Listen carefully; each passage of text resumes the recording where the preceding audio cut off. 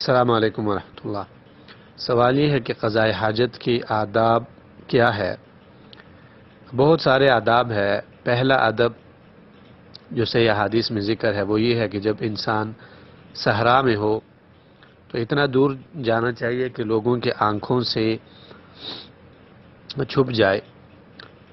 جابر رضی اللہ عنہ کی حدیث ہے ابو داؤد ابن ماجہ میں کہ رسول اللہ صلی اللہ علیہ وسلم اتنا دور جایا کرتے تھے یہاں تک کہ لوگوں کی نظروں سے چھپ جاتے۔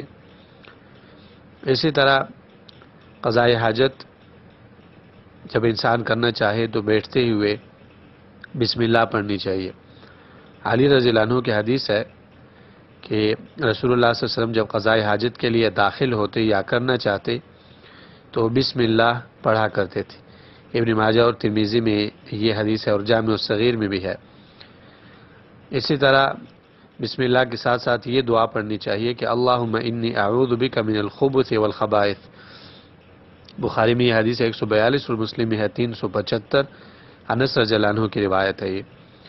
اور جب انسان قضاء حاجت سے فارغ ہو اور باتھ روم سے نکلے تو یہ دعا پڑھنی چاہیے غفرانک، اور یہ حدیث ابو داؤد میں حدیث نمبر 17، ترمذی میں حدیث نمبر 7، اور امام البانی نے صحیح الجامع میں اس حدیث کو ذکر کیا ہے۔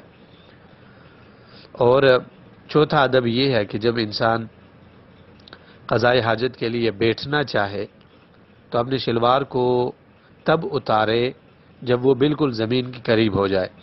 عبداللہ بن عمر رضی اللہ عنہ فرماتے ہیں کہ رسول اللہ صلی اللہ علیہ وسلم جب قضاء حاجت کا ارادہ رکھتے تو اپنے کپڑوں کو نہیں اتارا کرتے تھے، یعنی کہ شلوار کو یا جو بھی انہوں نے پہنا ہوتا، یہاں تک کہ وہ بالکل زمین کے قریب ہو جاتے۔ ابو داؤد میں یہ حدیث ہے 14 نمبر، اور اس طرح ترمذی میں بھی 14 نمبر پہ ہے۔